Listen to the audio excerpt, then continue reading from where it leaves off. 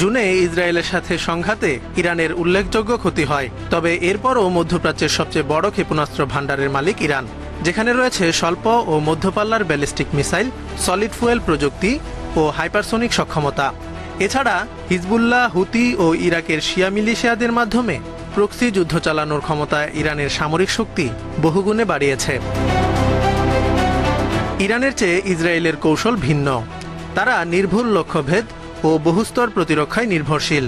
৩০০-র বেশি যুদ্ধবিমান, আয়রন ডোম থেকে অ্যারো 3 পর্যন্ত প্রতিরক্ষা ব্যবস্থা, সব মিলিয়ে ইসরায়েল আক্রমণ ও প্রতিরোধ দুই দিকেই এগিয়ে।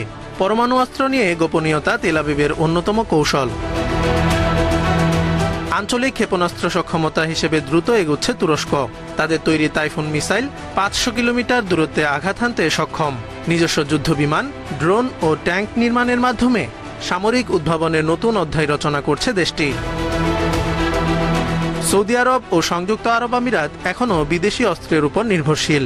সৌদির হাতে চীনা ক্ষেপণাস্ত্র থাকলেও তা কিছুটা পুরনো প্রযুক্তির। যুক্তরাষ্ট্র ও পশ্চিমা প্রতিরক্ষা ব্যবস্থার উপর নির্ভর করে আরব আমিরাত।